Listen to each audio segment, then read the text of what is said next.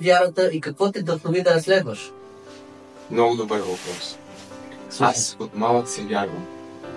Аз съм роден в християнско семейство и това много ми е помогнало да не влизам в света, а право да се потъпям в дълбокото, в Христос.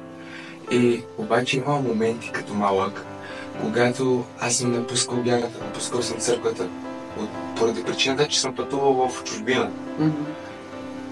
По-точно в Кипър, а там нямах допир с църкви и с християнство. Имах нещо като буксуване, нямах развитие. Дойде момент, в който се върнах обратно в България. Това се случи преди, да кажем, 4 години. И тогава пак се върнах към Христос, и тогава се повдигнах, и тогава вярата ми отново разцъфтя, и за което се радвам. Много се радвам, че Бог ме върна в Неговия път и ме направи хвалител. И просто укрепи ме това, че Бог е моят смисъл на живот. Аз се стремя моят живот да бъде свидетелство, че Той е жив. И това е. Добре, браво, супер. Въпрос, приятелю, но забрави да попълниш какво те вдъхнови да я следваш. Като падна първо, какво те накара отново да следваш Исус Христос? Слушай, когато се върнах в България обратно, тогава бях посрещан от група хора от църквата, които ми дадоха Божията любов. И тази любов дойде вътре в мене. И тя ми даде този тласък, тази мотивация, разбираш ли, да стана като тях, да бъда добър като тях, да следвам този истински пример. Окей, благодаря. Минем към втори въпрос. Как според теб може един млад човек да остане силен във вярата си в днешно време? Много добър въпрос. Виж, в днешно време е много трудно човек да устои във вярата си, да бъде силен, защото дяволът ни изкушава с най-различни изпитания, като ни изпраща компания, която ни учи да пием, да пушим. Дори дяволът работи чрез интернет, социалната мрежа. Гледаме сексуално съдържание, което влиза вътре в главата ни и ни побужда ние да вършим същите неща.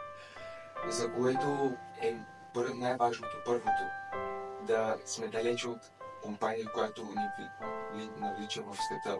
Която ти влияе. Точно, която влияе много зле на нашата психика и върху нашата вина.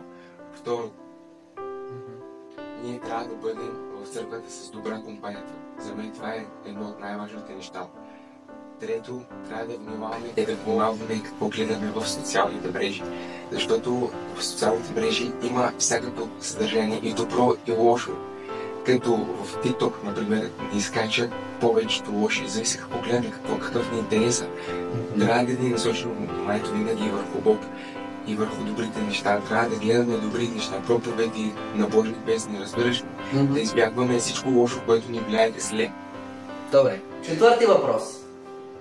Какво за теб е ролята на молитвата в живота на един млад човек? Или в твоя живот? Ролята на молитвата е основата на едно християнство. Не можеш да се наречеш християнин без да имаш молитва, което означава разговор с Бога. Ти така опознаваш Бога. Ти така разговаряш и Той ти споделя своите желания, Той ти говори чрез тази молитва. Въпрос. Има ли някой духовен наставник или пример, който оказал голямо влияние върху тебе? Да, разбира се. Винаги през целия ми живот единствения ми духовен пример, който е бил в живота ми, винаги ще бъде дядо ми. Моя гръб, моята подкрепа. Винаги той ми е учил да бъда най-добрата версия на себе си, да бъда пример за другите деца, да постоянствам в Словото, да постоянствам в църквата, да постоянствам в Христос, за което му благодаря. Благодаря ти, деде, от цялото сърце. Той дядо ти ще огледа това? Да, разбира се. Те обичам. Пети въпрос. Какви съвети би дал сега на младежите, които ще гледат нашия подкаст, които се съмняват във вярата си? Ами, когато имаш съмнение, това означава, че дяволът е атакуван в мислите ти. Тогава ти трябва да направиш, да устоиш в вярата, като първо с молитва, второ с четене и слушане на Слово, и трето да се обкръжиш с Бога, да се обкръжиш с правилната компания, да слушаш християнски песни и така. А сега е време за едно нещо ново, което наричам в моята поредица, е вдъхновяващо послание за вас, младежи. Значи, младостта е важен етап от живота. Бог отне за младежи, които го познават. Без здрави принципи, ценности и ясна идентичност в Христос е лесно да се изгубим в света. Затова е изключително важно да търсим Бога още от младини. В трудните моменти и изпитания само Той може да ни помогне да излезем победители. Амен! Амен. Драги зрители и слушатели, малко по-рано Сашко ми сподели, че имаше пророчество за него. А какво ще е пророчеството? Нека той да ви разкаже. Благодаря за тази възможност да разкажа моето пророчество. Искам да започна с предисторията. Беше една служба от нашата църква и след тя свърши, дядо ми беше дошъл към мен и беше ме попитал дали искам да отида в една друга служба в Пловдив. И аз в този момент се замислям. Питам си, вместо да направя някакви други неща, да се полежа, да си гледам песни, нещо, други работи, филмчета. Отвътре ме потикваше. Аз вярвам, че е Святия Дух. Да му кажа, дай да отидем на тази служба. И това не е било на празник.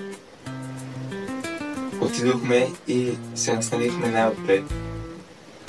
Имаше невероятно хваление, от което бях докоснат много. И след това излезе проповедника и това беше към края и беше насочил внимание си право към мен от всички стотина души. Беше погледнал право към очите ми и каза: ти, да, точно ти. Искам да ти кажа нещо, имам пророчество за теб. Беше ми казал, че видял в мен да говоря на голяма тълпа от хора, да благовествам Божието Слово. Беше ми казал, че ще запомням големи порции от Божието Слово и ще разпространявам. Ще съм учител на Божието Слово и че също ще съм проповедник. И беше ми казал нещо, което много ме докосна. И искам да го споделя.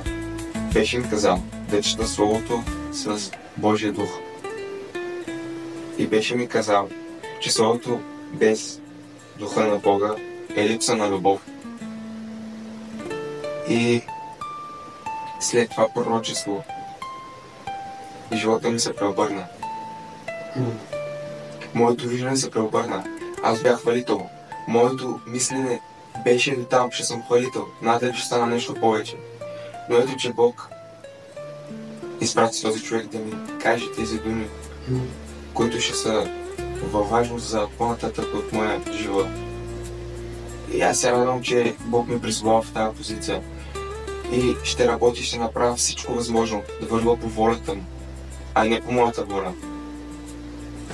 Това беше моето пророчество. Надявам се, че ви е докоснал. Халилуя. Браво! Радвам се, страхотно пророчество. Бих казал да слушаш това пророчество и да го изпълнява в живота си, защото вярвам, че Бог има голям план за тебе. План, който е мащабен план, който ще има нации. Разбираш ли, ще влезнеш в нации. И не знам, но Бог има нещо много голямо подготвено за тебе. Така го чувствам просто, разбираш ли. Благодаря отново, че реши да приемеш моята покана, Сашко.